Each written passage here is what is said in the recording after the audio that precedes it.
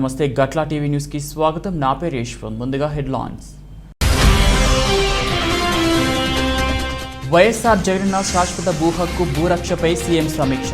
2023 June నాటికి సమగ్ర భూ సర్వే పూర్తి కావాలని ఆదేశించిన సీఎం జగన్.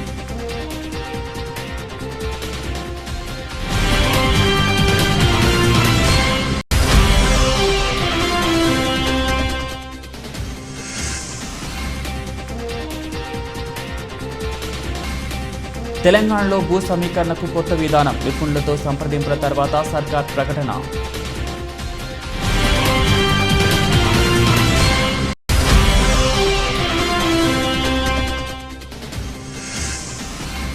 శ్రీశైలంలోని బ్రహ్మరాంబ మల్లికార్జున స్వామి వార్ల దర్శించుకున్న కేంద్ర హోంమంత్రి అమిత్ షా దంపతులు.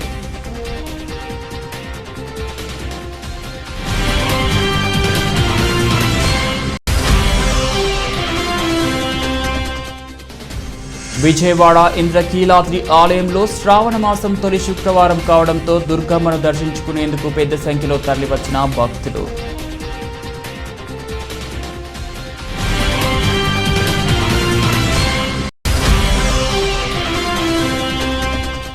ఏ పార్టీ అన్నది ముఖ్యం కాదు, ప్రజలందరికీ అభివృద్ధి సంక్షేమమే మా ముఖ్య కర్తవ్యం. భారతీయ జనతా పార్టీ ఆంధ్రప్రదేశ్ రాష్ట్ర అధ్యక్షులు సోము వీర్రాజు.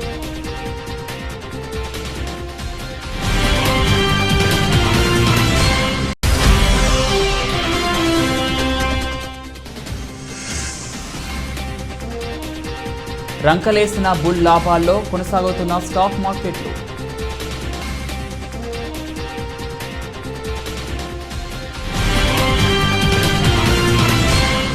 వైఎస్ఆర్ జగనన్న శాశ్వత భూ హక్కు భూరక్ష పథకం కింద రాష్ట్రంలో సమగ్ర భూ సర్వేను 2023 జూన్ నాటికి పూర్తి చేయాలని ముఖ్యమంత్రి వైఎస్ జగన్మోహన్ రెడ్డి అధికారులను ఆదేశించారు. లక్ష్యాన్ని ఖచ్చితంగా చేరుకునేలా ముందుకు సాగాలని, ఇందుకు అవసరమైన పరికరాలు వనరులను సమకూర్చుకోవాలని స్పష్టం చేశారు. డ్రోన్లు సహా ఎన్ని అవసరమో అన్ని కొనుగోలు చేయాలని, తగిన సాఫ్ట్వేర్ సమకూర్చుకోవడంతో పాటు సిబ్బందికి అత్యుత్తమ శిక్షణ ఇవ్వాలని సూచించారు. సర్వే తరగతిన పూర్తి చేసేందుకు కార్యాచరణ రూపొందించాలన్నారు. సమగ్ర భూ సర్వే ప్రక్రియలో ఎక్కడా కూడా అవినీతికి తావు ఉండకూడదని, ఆదర్శవంతంగా సర్వే ప్రక్రియ ఉండాలని సీఎం స్పష్టం చేశారు. వైఎస్ఆర్ జగనన్న శాశ్వత భూ హక్కు భూరక్ష పథకం అమలుపై సీఎం జగన్ గురువారం తన క్యాంపు కార్యాలయంలో ఉన్నత స్థాయి సమీక్ష నిర్వహించారు.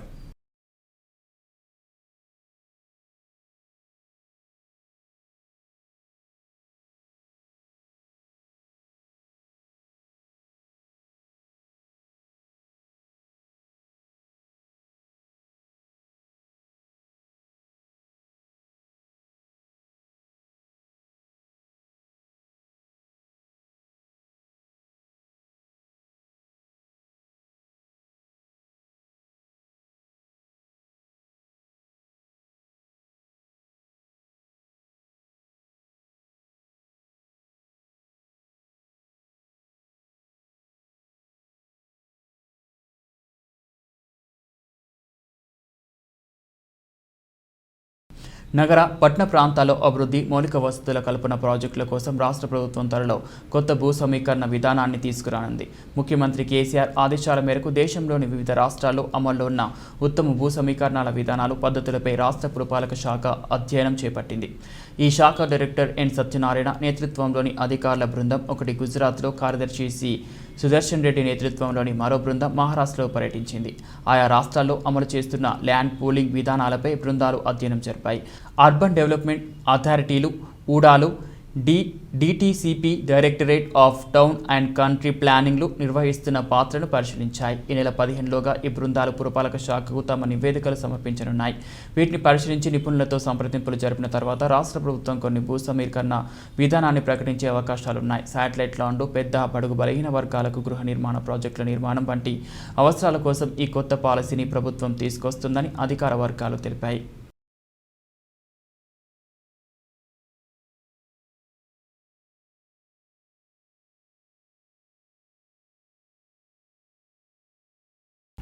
శ్రీశైలంలోని బ్రహ్మరాంబ మల్లికార్జున స్వామి వార్లను దర్శించుకున్న కేంద్ర హోంమంత్రి అమిత్ షా దంపతులు అనంతరం ప్రత్యేక పూజలు నిర్వహించారు.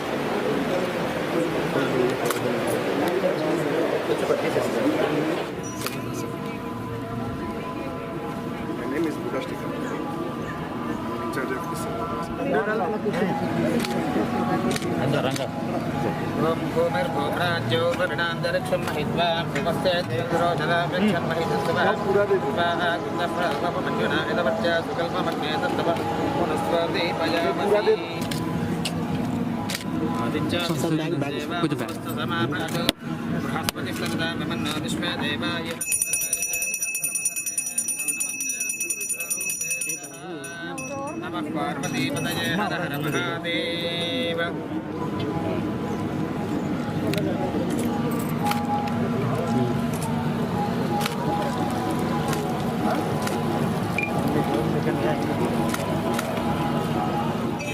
इस मजबूत मेरे से नहीं थी और विदेश मैडम मैडम मैडम ले लिया मां ले लियो प्लास्टिक गाड़ी साई जरगंడి सर जरगंడి। భారతీయ జనతా పార్టీ ఆంధ్రప్రదేశ్ రాష్ట్ర అధ్యక్షులు సోము వీర్రాజు మాట్లాడుతూ ఏ పార్టీ అన్నది ముఖ్యం కాదు, ప్రజలందరికీ అభివృద్ధి సంక్షేమమే మా ముఖ్య కర్తవ్యం అన్నారు. ఎల్ఈడి బల్బు కోటి మందికి ఇచ్చాం ఈ రాష్ట్రంలో. వైసీపీ వాళ్ళకి ఇచ్చాం, తెలుగుదేశం వాళ్ళకి ఇచ్చాం, అందరికి ఇచ్చాం ఎల్ఈడి బల్బు. ఎవరన్నా చూసామా మనం? వీళ్ళు ఈ పార్టీ ఆ పార్టీ నరేంద్ర మోడీ చూశాడా? బియ్యం 33 రూపాయలకి ఇస్తూ ఈ పార్టీ ఆ పార్టీ అని చూశాడా?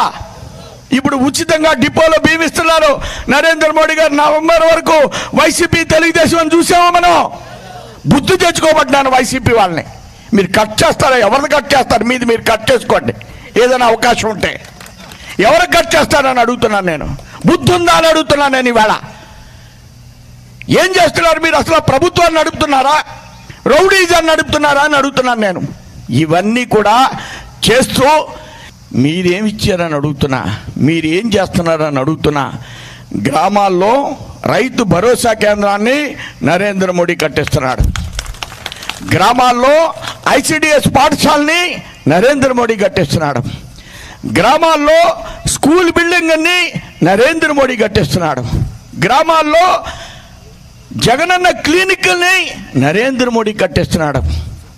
10,000 పోస్టులు వేస్తానని ఈవేళ ప్రభుత్వం జాబ్ క్యాలెండర్ రిలీజ్ చేసింది. వైద్యంలో 6,000 పోస్టుల్ని నరేంద్ర మోడీ వేయిస్తున్నాడని మీ అందరు కూడా చెప్తున్నాను, జగన్ కూడా చెప్తున్నాను, వాళ్ళు వైసీపీ కార్యకర్తలు కూడా చెప్తున్నాను, వాళ్ళ వైసీపీ ఎమ్మెల్యే కూడా చెప్తున్నానని చెప్తున్నా.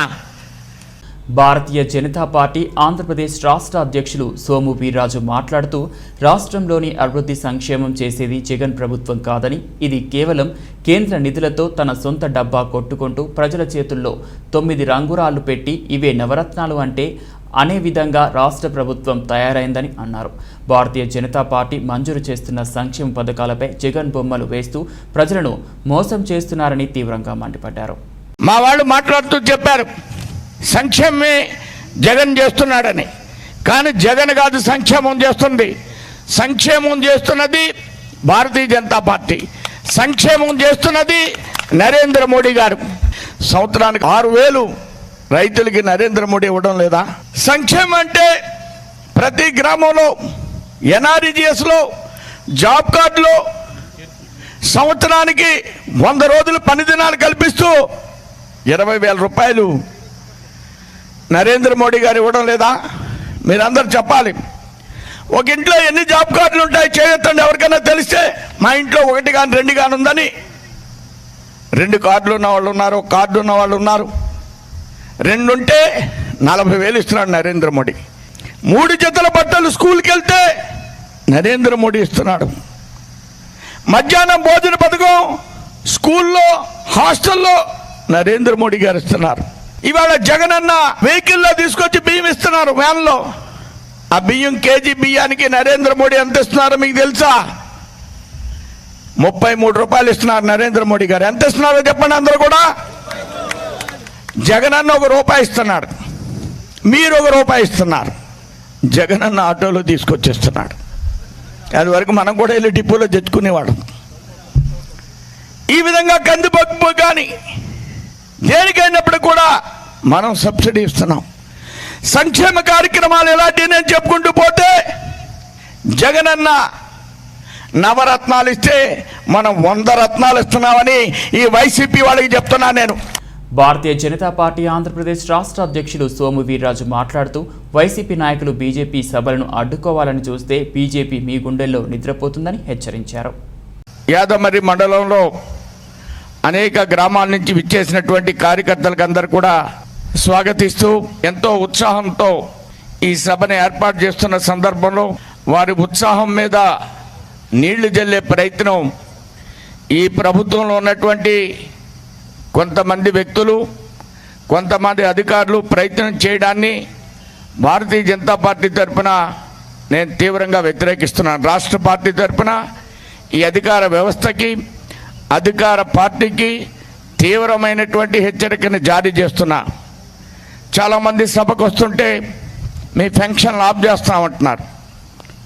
ఈ ఫంక్షను, ఈ యొక్క పట్టాలు మీవి కాదనే విషయాన్ని, ఇది ప్రజాధనం, అప్పులతో ఇచ్చేటువంటి ధనం.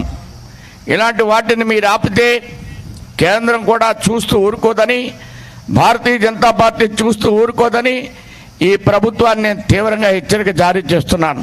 మాకు కూడా కేంద్రంలో ఫైనాన్స్ మంత్రులు ఉన్నారు, మాకు కూడా కేంద్రంలో జలజీవన్ మంత్రి మాకు కూడా ఉన్నారు. మీ అందరూ మీరు రోజు ఎక్కడ తిరుగుతున్నారు ఢిల్లీలో, ఎవరి దగ్గరికి తిరుగుతున్నారు ఢిల్లీలో, ఎవరి దగ్గరికి వెళ్ళి డబ్బులు అడుగుతున్నారు ఢిల్లీలో మాకు కూడా తెలుసు, మీకు కూడా తెలుసు.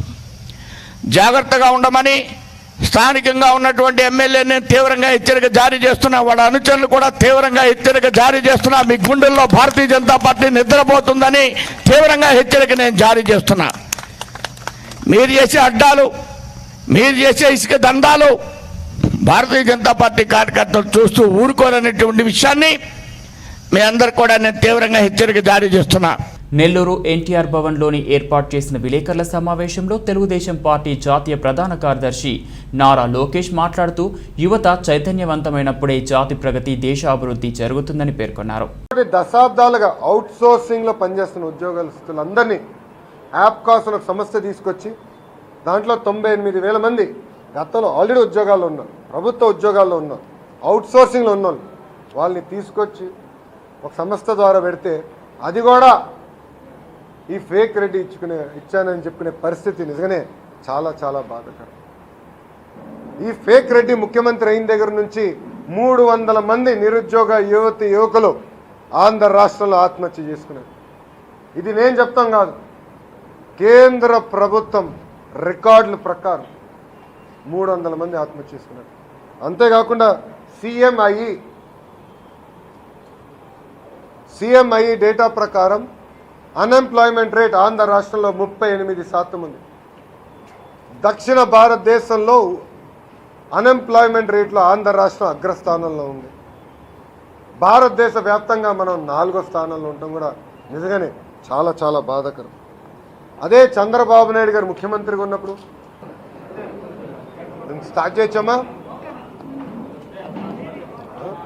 అందరూ ఓకేనా?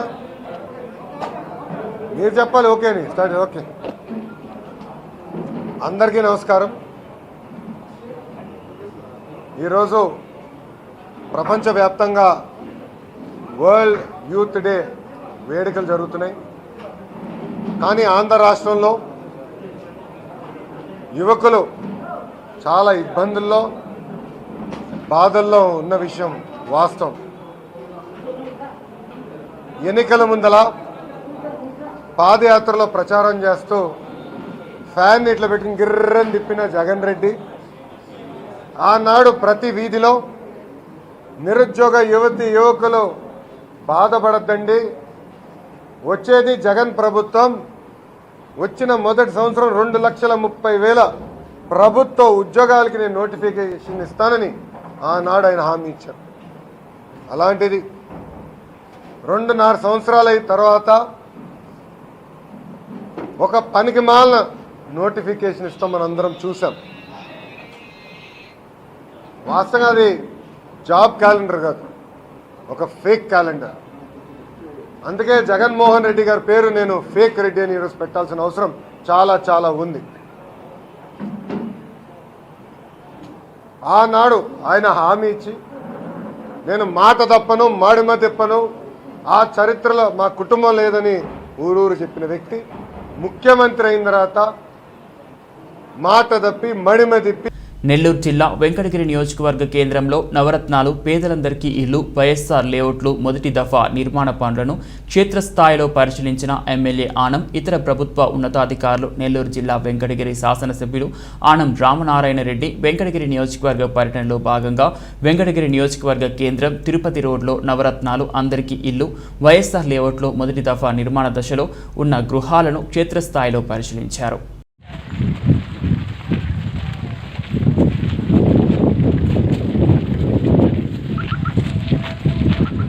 ఈ హౌస్ ఎవరిదమ్మా?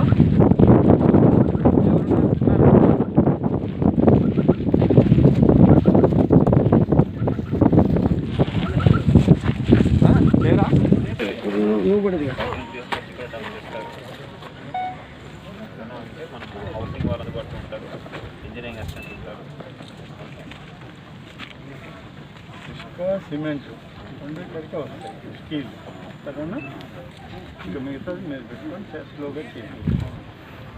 ఇవాళ మంచి రోజు అని మొదలు పెట్టారా? రేపా?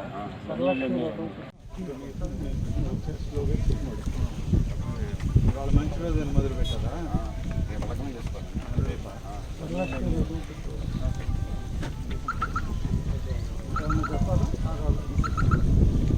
ఏమవుతా నీకు?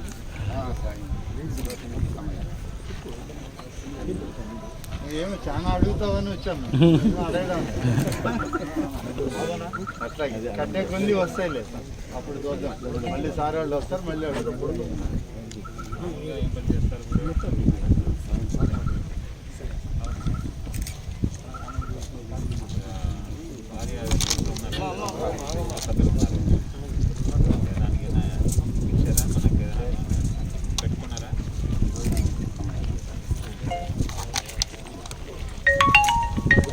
పెట్టడానికి మీకు కావాలంటే 20,000 వరకు లిమిట్ నుంచి ఇస్తారు.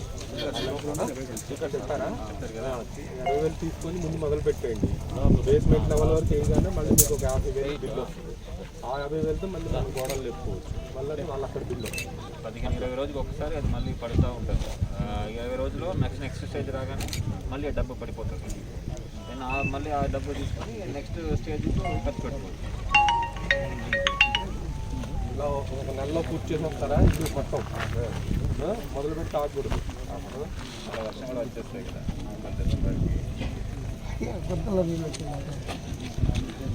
టీటీడీ చైర్మన్గా రెండోసారి ప్రమాణ స్వీకారం చేసిన వైవి సుబ్బారెడ్డిని కలిసి శుభాకాంక్షలు తెలిపిన పరిశ్రమల శాఖ మంత్రి మేకపాటి గౌతమ్ రెడ్డి రెండోసారి టీటీడీ చైర్మన్గా ప్రమాణ స్వీకారం చేసిన జాబితాలో వైవి సుబ్బారెడ్డిది 4వ స్థానం.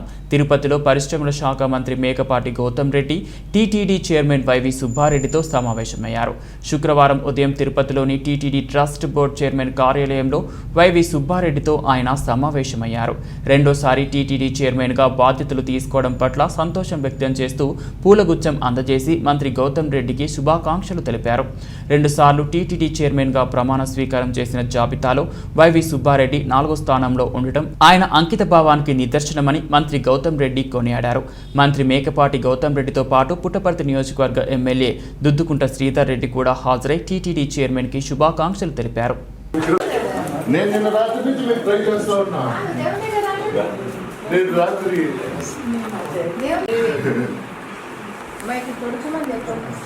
ఎక్కువ మంది నెక్స్ట్ ఇయర్ చేసుకోవచ్చు.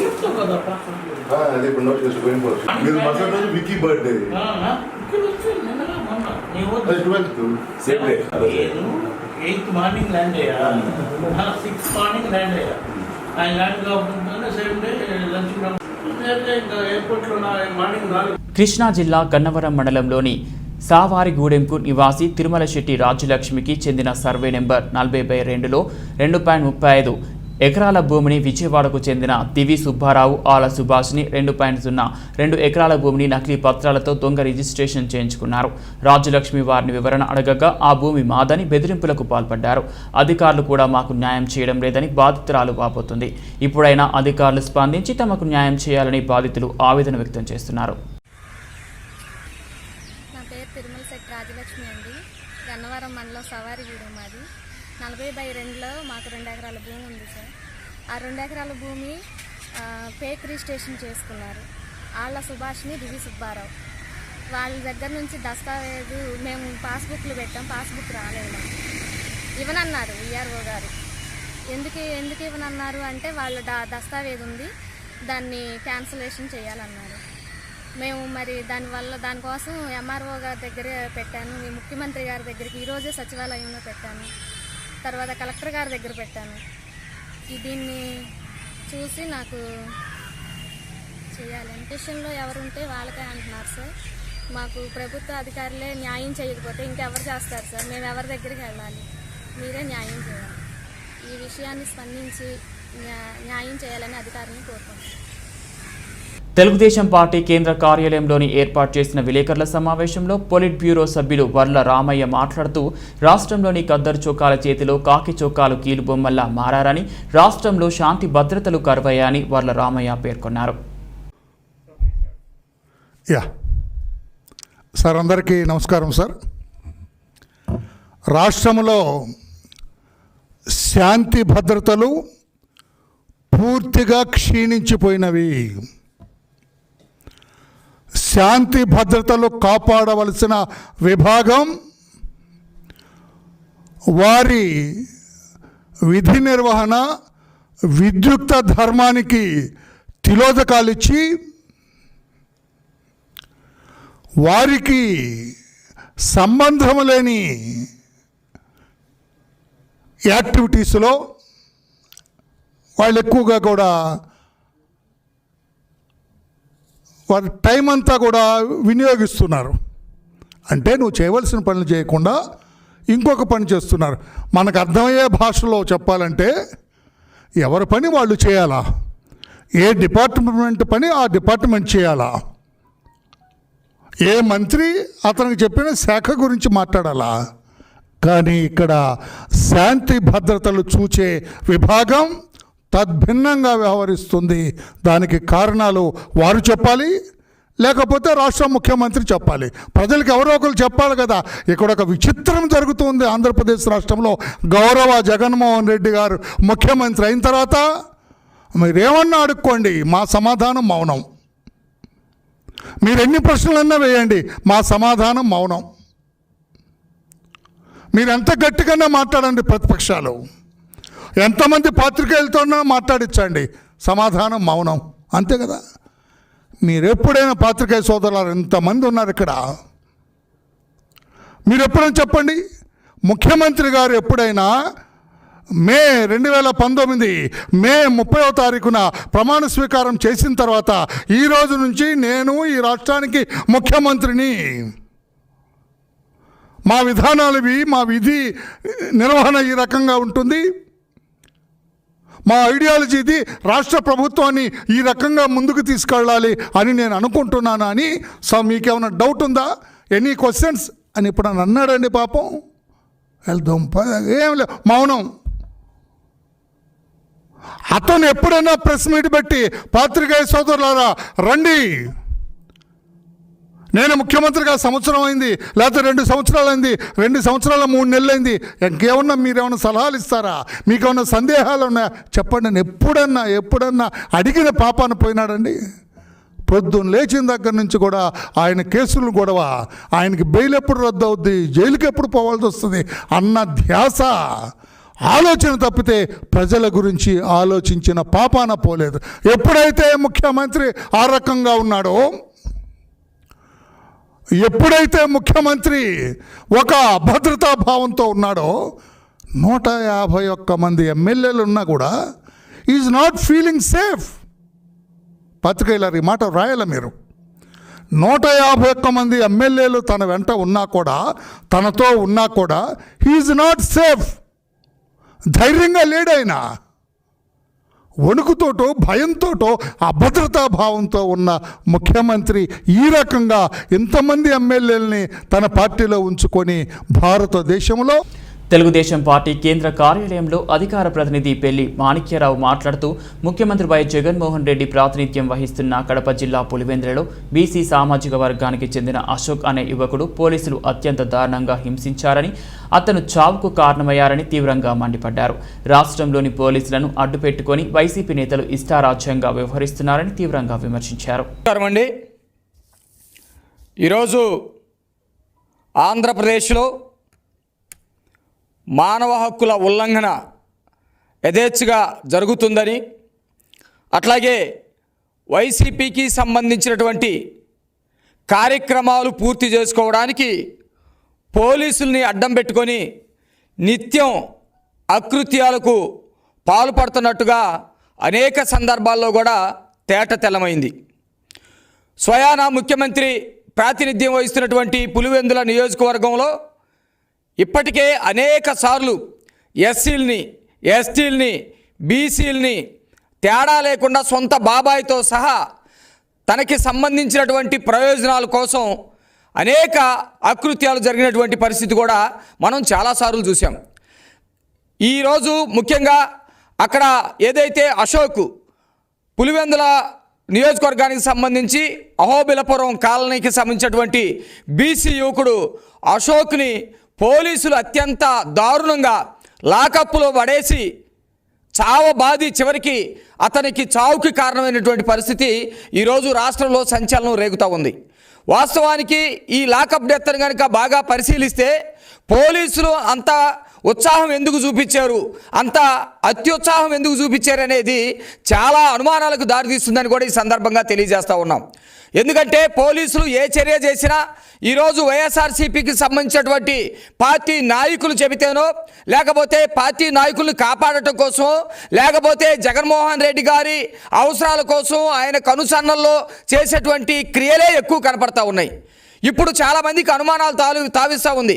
పోలీసులు ఏదైతే చెప్తా ఉన్నారో అతను అనారోగ్యంతో చనిపోయాడని, అది పూర్తిగా అవాస్తవమని ఎవరికైనా ఇట్టే అర్థమవుతూ ఉంటుంది.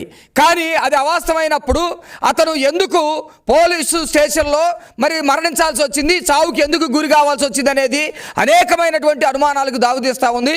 ముఖ్యంగా పులివెందులకి సంబంధించి సంచలనం రేకెత్తించినటువంటి వైఎస్ వివేకానంద రెడ్డి గారి హత్య ఏదైతే ఉందో ఆ హత్యకి సంబంధించినటువంటిది గతంలో సొంత వాళ్ళ కుటుంబానికి సంబంధించినటువంటి వ్యక్తులు స్వయాన జగన్మోహన్ రెడ్డి గారే అది గుండెపోటని, A1 A2కి సంబంధించినటువంటి విజయసాయి రెడ్డి అది గుండెపోటని రకరకాల ప్రచారాలు చేసి కాదు అది గొడ్డలపోటని ప్రచారం చేసినటువంటి క్రమంలో ఆ కేసుకి సంబంధించి ఎటువంటి పురోగతి లేకుండా వెనకబడి ఉంటే సొంత జగన్మోహన్ రెడ్డికి సంబంధించినటువంటి సొంత చెల్లెలే ఢిల్లీ స్థాయికి వెళ్ళి మా అన్న అధికారంలో ఉండగా ఈ కేసు పురోగతి సాధించదు, చాలా అనుమానాలకు దారితీస్తూ ఉంది, మాకు కూడా ప్రాణ భయం ఉందని చెప్పేసి చెబుతున్నటువంటి తరుణంలో సిబిఐ వాళ్ళు ఎంక్వైరీని వేగవంతం చేసినటువంటి తరుణంలో ఈ లాకప్ డెత్ అనేకమైనటువంటి అనుమానాలకు దారితీస్తూ ఉంది.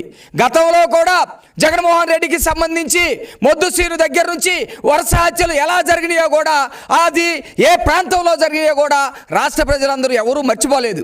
అలాంటిది ఈరోజు చూస్తూ ఉంటే ఒక పక్క సిబిఐ ఎంక్వైరీ వేగవంతం అవుతూ ఉంది. ఎవరైతే హత్య చేశారని అనుమానిస్తూ ఉన్నారో వాళ్ళు మాకు సంబంధం లేదని మాట్లాడుతూ ఉన్నారు. హత్యకి సంబంధించినటువంటి అనేకమైనటువంటి మారణాయుధాల కోసం ఎదుగుతున్నామని చెప్పి ఒక పక్కన చెబుతూ ఉన్నారు.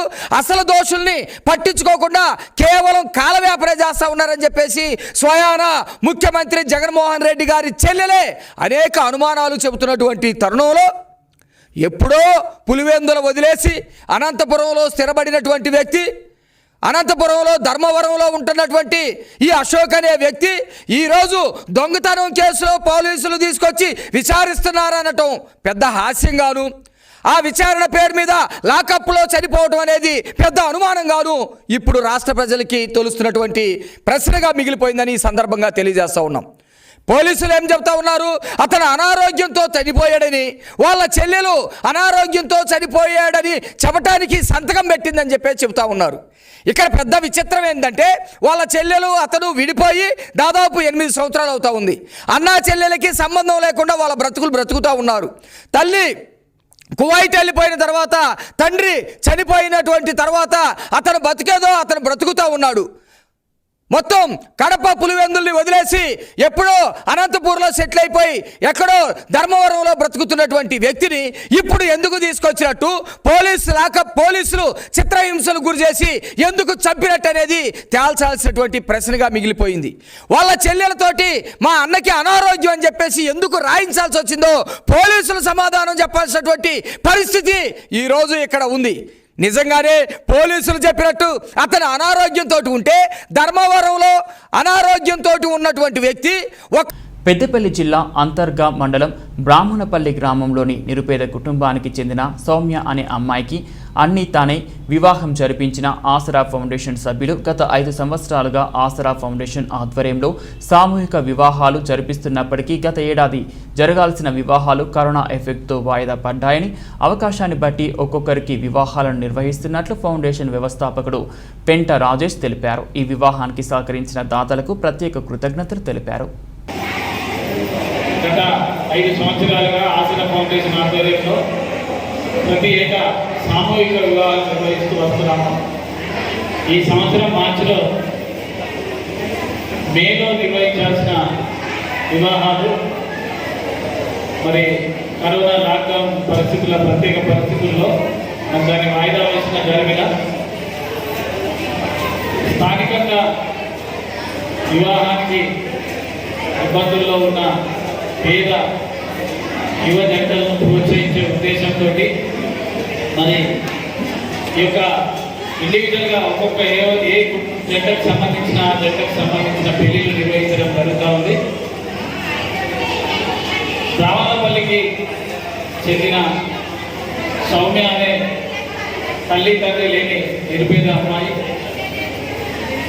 మరి ఆ అమ్మాయిని పెళ్లి చేసుకోవడానికి శ్రావణ్ ఆదర్శంగా ముందుకు వచ్చిన, కనీసం పెళ్లి కూడా చేయడానికి వాళ్లకు ఆర్థిక స్తోమత లేని పరిస్థితుల్లో వారు మన సామాజిక కార్యకర్త తోటి సహోదరులు మడిపల్లి మల్లేశన్నను ఈ వివాహం నేనే పూర్తి స్థాయిలో జరిపితే మీకేం ఇబ్బంది లేదు అని అన్న తర్వాత మరి ఈ పెళ్లిని సుందీలపూర్లో నిర్వహించడానికి ముందుగా వాళ్ళు ప్లాన్ చేస్తుంది. కానీ సుందీలపూర్లో పెళ్లిళ్ళు చేయడం లేదు. ఎందుకంటే కరోనా తర్వాత అక్కడ అయ్యగారు కూడా ఆ నిబంధనలు బాగాలేవు కాబట్టి మరి అక్కడ పెళ్లిళ్ళకు కూడా అవకాశం లేదు కాబట్టి నేనే మన ఆధ్వర్యంలో ఫంక్షన్ హాల్ ఉన్నామా అందులోనే చేస్తాను.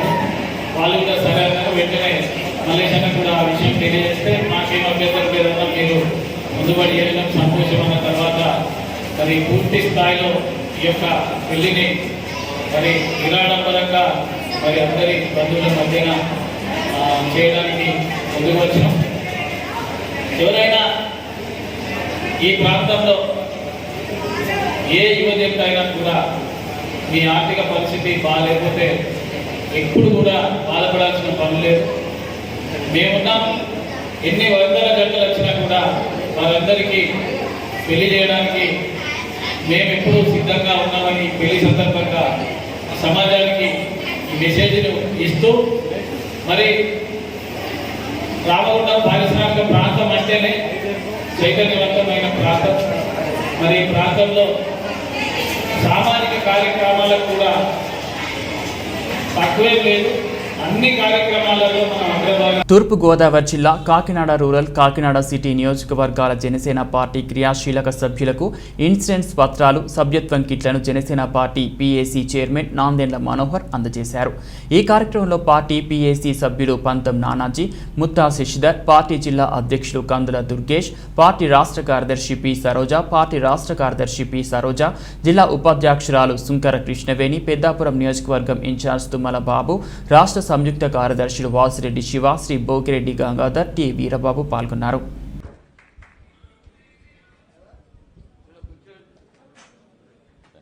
రండి బాబు గారు. మన పార్టీకి అన్నిటికన్నా పెద్ద ఆస్తి పవన్ కళ్యాణ్ గారు ఎంతో కృషి చేసి 2014 నుంచి ఈ ప్రస్థానంలో అడుగేసినప్పుడు ఆయన గుర్తించింది ఏంటంటే యువతలో ఉన్న ఉత్సాహం, ఒక పట్టుదల, చాలా స్వేచ్ఛగా నిజాయితీగా ఒక మాట మీద నిలబడే యువత రాష్ట్రంలో నలిగిపోతున్నారు. పార్టీలు ఎన్నికల సందర్భంలో వస్తాయి, రకరకాల మాటలు చెప్తారు, యువతకి పెద్ద స్థానం ఇస్తాం, సీట్లు ఇచ్చేస్తాం, మీకు పోటీ చేయండి. మీరు ఎక్కడ చూసినా కూడా యువత ఈ రాజకీయ కార్యక్రమాల్లో పాల్గొనాలి, ఎన్నికల్లో మీరు పోటీ చేయాలి, మీరుంటేనే ఈ ప్రస్థానం జరుగుతుందని చాలామంది నాయకులు గతంలో చెప్పి మోసగిస్తూనే వచ్చారు. కానీ మొట్టమొదటి రోజు నుంచి పవన్ కళ్యాణ్ గారు ఒకే ఒక మాట పైన ఆయన నిలబడింది ఏంటంటే, రాజకీయాల్లో మార్పు రావాలంటే సామాన్యులు కష్టపడే యువతకు మనం ప్రాధాన్యత ఇచ్చి వాళ్ళని ఈ ప్రస్థానంలో ఓపికగా అనుభవం వచ్చేటట్టు కార్యక్రమాల్లో వాళ్ళని మనం పార్టిసిపేట్ చేసుకుంటూ చివరికి ఎన్నికల సమయంలో మనం వాళ్ళకి పోటీ చేసే అవకాశం ఇద్దామనే నిర్ణయంతో ఏ ఎన్నికైనా సరే, అది ఎంపీటీసీ కానివ్వండి, కౌన్సిలర్ ఎన్నిక కానివ్వండి, కార్పొరేటర్ ఎన్నిక కానివ్వండి, చివరికి ఎమ్మెల్యే స్థానానికి కూడా చాలామంది సామాన్యులు యువతకి పవన్ కళ్యాణ్ గారి నిర్ణయాలు తీసుకుని అద్భుతంగా ఎంతోమంది మనం ప్రోత్సహించాం మన జనసేన పార్టీలో. దేనికోసం ఈ ప్రయాణం? ఇంతమంది ఈరోజు చెప్పారు మీకు, నిజంగా నాకు ఆశ్చర్యం కలిగిస్తుంది. ఎందుకంటే క్రియాశీలక సభ్యత్వం మొదలుపెట్టినప్పుడు మొట్టమొదటి బాధ్యత చెప్పింది శశిధర్ గారికి. రాజోల్ నియోజకవర్గంలో ఎవరు ఇన్ఛార్జ్గా లేరు, ఉన్న ఎమ్మెల్యే ఎటు వెళ్ళిపోయాడో మనకి అర్థం కాదు. కష్టపడి గెలిపించిన నియోజకవర్గం అది ఆయన వల్ల కాదు, మన జన సైనికులు వాళ్ళంతటా వాళ్ళే డబ్బులు పోగు చేసి ఎన్నికల్లో వాళ్ళు ఏజెంట్గా నిలబడి ఎదుర్కొని మన శాసనసభ్యుడిగా మనం ఎన్నికించుకుందామని గెలిపించిన వ్యక్తి ఆయన. మత్స్యకారుల సమస్యల పరిష్కార అన్వేషణకు వారి జీవితానికి భద్రత, భరోసా కల్పించాలనే ఉద్దేశంతోనే సదాలోచన చేసి పార్టీ నుంచి మత్స్యకార వికాస విభాగాన్ని పవన్ కళ్యాణ్ ఏర్పాటు చేసినట్లు జనసేన పార్టీ రాజకీయ వ్యవహారాల కమిటీ చైర్మన్ నాందెండ్ల మనోహర్ తెలిపారు. ఓటు బ్యాంకు రాజకీయాల కోసం ఈ విభాగం ఏర్పాటు చేయడం లేదని, మత్స్యకారులు ఆత్మగౌరవంతో జీవించేలా ఈ కమిటీ కృషి చేస్తుందని చెప్పారు. చేపల వేట నిషేధం సమయంలో మత్స్యకారులను ఏ విధంగా ఆదుకోవాలి, వారి సమస్యలపై ఎలా పోరాటం చేయాలన్న దానిపై ఈ విభాగం పనిచేస్తుందని చెప్పారు. ఉప్పాడలో మత్స్యకార ఆత్మీయ సమావేశంలో పాల్గొన్నారు. ఈ సందర్భంగా నాందేండ్ల మనోహర్ మాట్లాడుతూ, మన రాష్ట్రానికి 975 కిలోమీటర్ల విశాల తీర ప్రాంతం ఉంది. ప్రభుత్వాలు తలుచుకుంటే ఎంతోమంది యువతకు ఉపాధి కల్పించవచ్చు. కానీ ప్రభుత్వాలు ఆ దిశగా ఎప్పుడూ పనిచేయలేదు. ఎన్నికలకు ముందు గెలవడం కోసం లేనిపోని హామీలు ఇవ్వడం, తర్వాత వాటిని గాలి కుదిలేయడం అలవాటైపోయింది. ఇప్పటి వరకు పాలించిన అన్ని పార్టీలు మత్స్యకారులను కేవలం ఓటు బ్యాంకుగా చూశాయి తప్ప వారి సంక్షేమానికి నిస్వార్థంగా పనిచేసిన దాఖలాలు లేవు. జగన్ గారు మీరిచ్చిన హామీలు ఏమయ్యాయి? ఓదార్పు యాత్ర, పాదయాత్ర అంటూ ఇలా ఈ ప్రాంతానికి జగన్ 3 సార్లు వచ్చారు. ఎన్నికల ముందు మత్స్యకారుల సంక్షేమానికి 3,000 కోట్లు ఇస్తామని హామీ ఇచ్చారు. అధికారంలోకి వచ్చాక కేవలం 1,09,000 మందికి 10,000 చొప్పున ఇచ్చి చేతులు దులుపుకున్నారు. 2,275 సహకార సంఘాలు ఉన్నాయి. అందులో ఎన్ని లక్షల మంది సభ్యులు ఉంటారు? ఎందరికీ లబ్ధిస్తున్నారు? 9 ఫిషింగ్ హార్బర్లు కడతామన్నారు. కోల్డ్ స్టోరేజ్లు నిర్మిస్తామని హామీ ఇచ్చారు. అధికారంలోకి వచ్చి 2 ఏళ్లు దాటుతున్నా ఎందుకు హామీలు నెరవేర్చలేకపోయారు? ఇచ్చిన హామీలను మర్చిపోయి కేవలం ప్రకటనలో మాత్రమే సంక్షేమం చేస్తున్నట్టు చెప్పుకుంటున్నారు. ముఖ్యంగా ఈ వేదిక మీద ఉన్నటువంటి మత్స్యకార నాయకులకి మత్స్యకారుల యొక్క సమస్యలు బాగా తెలుస్తాయి. నేను ఇందాక చెప్పిన విధంగా ఆనాటి చిరంజీవి గారి దగ్గర నుంచి ఇవాళ పవన్ కళ్యాణ్ గారి వరకు ఈ రాష్ట్రంలో 974 కిలోమీటర్ల పొడవున ఉన్నటువంటి సముద్ర తీర ప్రాంతంలో ఉన్నటువంటి రకరకాల నామధేయాలతో పిలువబడుతున్నటువంటి అగ్ని కుల క్షత్రియులు కానివ్వండి, వాడబలిజులు కానివ్వండి, పట్టపు కాపులు కానివ్వండి, పల్లెకారులు కానివ్వండి, బెస్తవారు కానివ్వండి, ఈ కులాల వారందరూ కూడా చిరంజీవి గారికి, పవన్ కళ్యాణ్ గారికి బాసటగా నిలబడినటువంటి సందర్భాన్ని మీ అందరికీ ఒక్కసారి గుర్తు చేస్తున్నాను. వారందరూ ఈ ప్రాంతంలో ఎంతో సపోర్ట్ చేశారు. నెగ్గటం ఓడడం అనేది పక్కన పెడితే మత్స్యకార కుటుంబాల వారు, మత్స్యకార ప్రాంతాల వాళ్ళందరూ కూడా ఎంతగానో సపోర్ట్ చేసినటువంటి అదృష్టం ఈ పార్టీకి ఉందనేటువంటి మాటని నేను మనవి చేస్తూ, ఈ ప్రాంతంలో అనేక సమస్యలు ఉన్నాయి. ముఖ్యంగా నాకు తెలిసిన 1-2 సమస్యలు, ఏదైతే క్రాప్ హాలిడే అనేటువంటి పేరుతోటి ఏప్రిల్ మే నెల కాలంలో ఇక్కడ మత్స్యకారులు చేపల వేటకు వెళ్ళకూడదు. ఎందుకు వెళ్ళకూడదంటే బ్రీడింగ్ పీరియడ్ కాబట్టి ఆ టైంలో చేపలు ఉత్పత్తి జరిగేటువంటి సమయంలో చేపలను పట్టేస్తే చేపల వృద్ధి జరగదు, మత్స్య సంపద వృద్ధి జరగదనేటువంటి ఉద్దేశంతో 2 నెలల పాటు క్రాప్ హాలిడేలు పెట్టినటువంటి ఈ ప్రభుత్వం మరి ఆ 2 నెలల కాలంలో ఎవరైతే మత్స్యకారు కుటుంబాలు ఉన్నాయో, ఎవరైతే సముద్రం మీద ఆధారపడి జీవనోపాధి గడుపుతున్నారో అటువంటి వారికి సరైనటువంటి సౌకర్యాలు కల్పించడంలో మాత్రం పూర్తి స్థాయిలో సహకరించడం లేదనేటువంటి మాట చాలామంది మత్స్యకారులు చెప్తున్నటువంటి విషయం. అదేవిధంగా ఇక్కడ ఉన్నటువంటి మెరైన్ ఫిషింగ్ రెగ్యులేషన్ యాక్ట్ ఏదైతే ఉందో దాని ప్రకారం 8 కిలోమీటర్ల వరకు కూడా మెకనైజ్డ్ బోట్లు ఏవి కూడా చేపలను పట్టకూడదు. అక్కడ కేవలం సాంప్రదాయ మత్స్యకారులకు మాత్రమే అవకాశం కల్పించాలి. అంటే ఎవరైతే నాటు పడవల మీద చేపలను పట్టుకుంటారో వాళ్ళు మాత్రమే పట్టుకోవాలి. కారణం ఏంటంటే వాళ్ళు పెద్ద పెద్ద మెకనైజ్డ్ బోట్లు వచ్చి పట్టుకుంటే సాంప్రదాయ మత్స్యకారులు అంత దూరం వెళ్ళలేరు కనుక ఈ 8 కిలోమీటర్ల పొడవున 5 నాటికల్ మైల్స్ అంటారు, 8 కిలోమీటర్ల పొడవున ఉన్నటువంటి సముద్ర తీరంలో చేపలు పట్టుకోవడానికి వారికి మాత్రమే అవకాశం కల్పించాలనేటువంటి మాట మెరైన్ ఫిషింగ్ రెగ్యులేషన్ యాక్ట్ చెబుతుంది. అయితే వాళ్ళు వచ్చినటువంటి ప్రభుత్వాలు ఏవి కూడా ఆ యాక్ట్ని అమలు చేయకుండా ఈ ఒడ్డు నుంచి కూడా మెకనైజ్డ్ బోట్లు పట్టేసుకునేటువంటి పరిస్థితి కల్పించడం వల్ల చిన్నకారు సన్నకారు మత్స్యకారులు అందరూ కూడా జీవనోపాధి లేకుండా ఇబ్బంది పడుతున్నటువంటి నేపథ్యాన్ని కూడా మనం అందరం చూస్తూ ఉన్నాం. ఇటువంటి సందర్భంలో మత్స్యకారులకి వాళ్ళకు కావలసినటువంటి ఆయిల్ విషయంలో కానివ్వండి, వారికి ఇన్సూరెన్స్ విషయంలో కానివ్వండి, వలల విషయంలో కానివ్వండి, ఏ రకమైన సదుపాయాలు ప్రభుత్వాలు కల్పించినటువంటి నేపథ్యంలో జనసేన పార్టీ ఒక నిర్ణయం చేసుకుంది.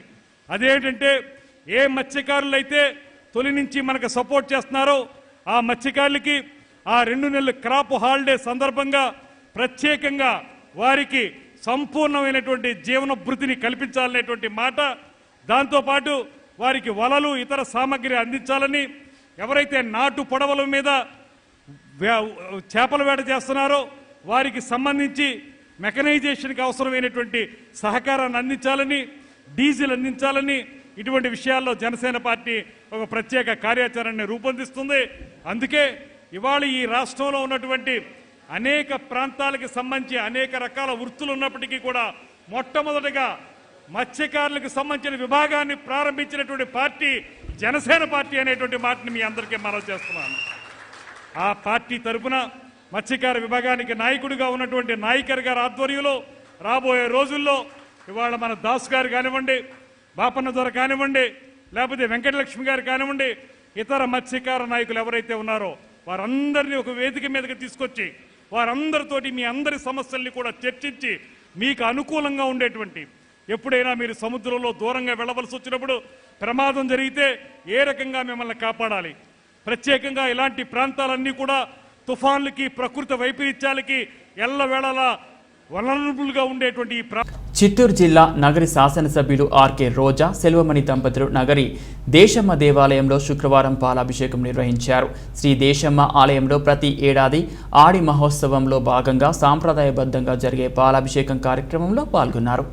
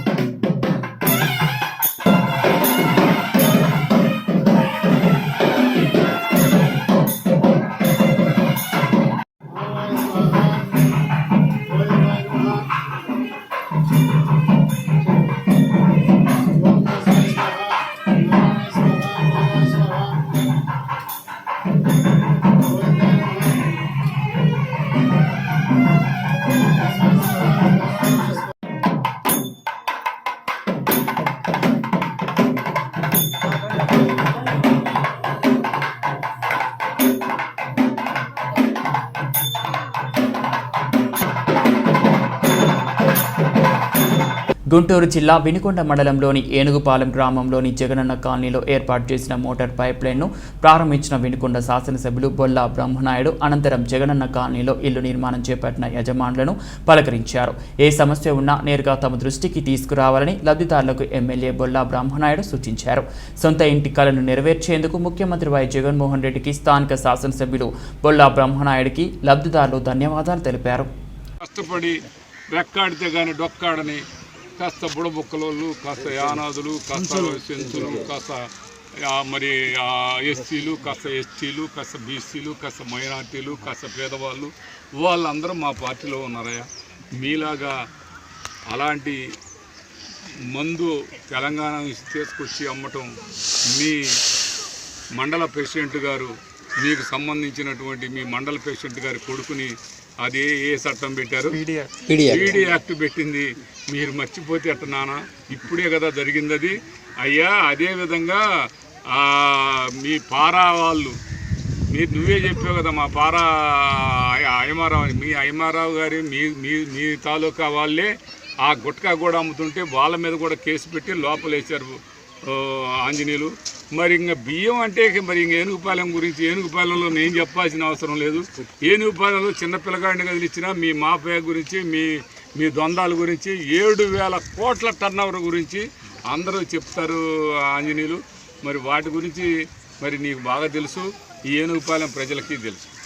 ఇది మీరు గుర్తుంచుకోవాలని మేము కష్టాల్లో ఉన్నటువంటి పేదవాళ్ళ దగ్గరికి వెళ్ళి వాళ్ళ కష్టాలను తెలుసుకొని వాళ్ళతో కాసేపు ముచ్చటించుకొని వాళ్ళతో మాట్లాడుకొని వాళ్ళ విషయాల్లో మేము కూడా పాలు పంచుకొని వాళ్ళ కష్టాల్లో మేము కూడా దగ్గరగా ఉండి చూసి ఇలాంటి నిర్మాణాలన్నీ చేపించుకుంటుంది మేము. నువ్వు పేపర్ వాళ్ళని ఇంట్లోకి పిలిచి కూర్చోబెట్టుకొని నువ్వు మాట్లాడుతూ ఉంటావు. నీకు మాకు అది తేడాని ఆంజనేయులు గారు, నీకు చెప్పాలంటే ఈ ఇల్లు వచ్చి ఒకసారి చూడు, నీకు అప్పుడన్నా నీకు బుద్ధి ఏమన్నా కాస్తన్నా వస్తుందేమో ఈ సందర్భంగా తెలియపరుస్తున్నాను. 100 ఇల్లు నిర్మాణం జరుగుతూ ఉన్నాయి. 100 ఇల్లు స్థలాలు ఇచ్చి ఇల్లు కట్టిస్తున్నాం. 100 కొత్త హౌసులు 100 మంది పేదవాళ్ళ కుటుంబాలకి. మరి అదేవిధంగా ఇక్కడ బ్రహ్మాండమైన కళ్యాణ మండపం కట్టిస్తున్నాను.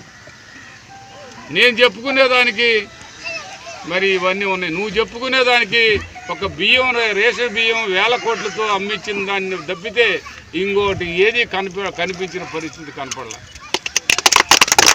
నువ్వు 1000 కోట్లు టర్నోవర్ చేపించావు ఇదే ఊరు వ్యక్తి చేత రేషన్ అమ్మించి. నువ్వు బ్రహ్మనాయుడిని విమర్శిస్తే ఎలాగయ్యా? నువ్వు ఈరోజు మీరు ఇప్పుడు చెప్తా ఉన్నావు, నువ్వు నేనేదో బ్రహ్మాండంగా ఇక్కడ అన్ని విధాల అభివృద్ధి చేశాను, బ్రహ్మనాయుడు గారు ఏం చేశారు ఇక్కడ అని, బ్రహ్మనాయుడు గారు ఏం చదువుకోలేదని. అదే నేను అడుగుతున్నాను. తమరు పోస్ట్ గ్రాడ్యుయేషన్ అని అన్నారు, నీకంటే ఎక్కువ పోస్ట్ గ్రాడ్యుయేషన్ చేసిన వాళ్ళు చాలామంది ఉన్నారు. మేము పోస్ట్ గ్రాడ్యుయేషన్ నీ అంత చేయకపోయినా మేము కూడా చదువుకున్నాం. విజయవాడ ఇంద్రకీలాద్రి ఆలయంలో శ్రావణ మాసం తొలి శుక్రవారం కావడంతో ఇంద్రకీలాద్రిపై దుర్గమ్మను దర్శించుకునేందుకు పెద్ద సంఖ్యలో తరలివచ్చిన భక్తులు. దుర్గమ్మ దర్శనం కోసం ఇంద్రకీలాద్రి ఘాట్ రోడ్పై బారులు తీరిన భక్తులు. ఆలయం భక్తులతో కిటకిటలాడింది.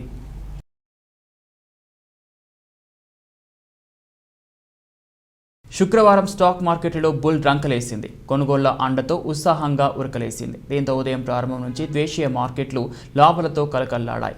బాంబే స్టాక్ ఎక్స్చేంజ్ సెన్సెక్స్ ఏకంగా 55,060 పాయింట్లను టచ్ చేసింది. దీంతో సెన్సెక్స్ 216.44 పాయింట్లు లాభపడి 55,060 వద్ద కొనసాగుతుంది. అదే సమయంలో నిఫ్టీ సైతం ఫ్రెష్ హై రికార్డులను క్రియేట్ చేస్తూ 67 పాయింట్ల లాభంతో 16,441.25తో పరుగులు పెడుతోంది.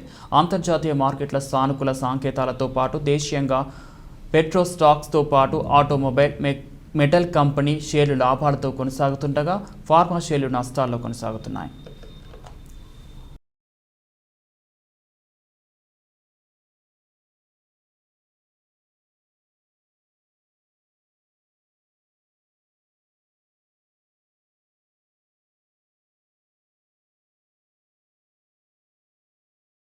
బులెటిన్ ముగించే ముందు హెడ్లైన్స్ మరోసారి.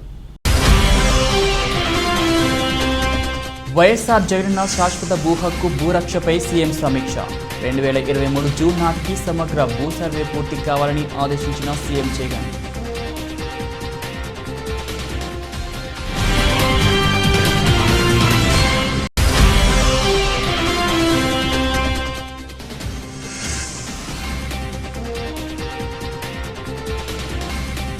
తెలంగాణలో భూ సమీకరణకు కొత్త విధానం, నిపుణులతో సంప్రదింపుల తర్వాత సర్కార్ ప్రకటన.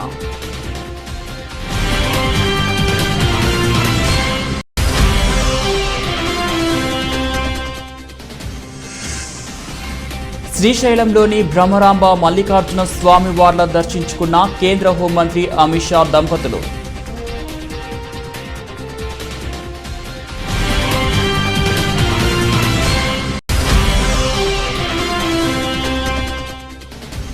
విజయవాడ ఇంద్రకీలాద్రి ఆలయంలో శ్రావణ మాసం తొలి శుక్రవారం కావడంతో దుర్గమ్మను దర్శించుకునేందుకు పెద్ద సంఖ్యలో తరలివచ్చిన భక్తులు.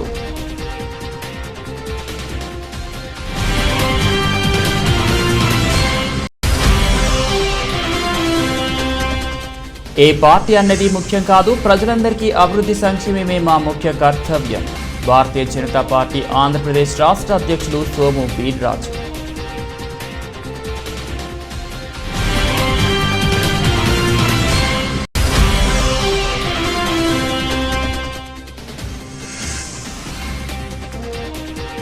రంకలేసిన బుల్ లాభాల్లో కొనసాగుతున్న స్టాక్ మార్కెట్లు.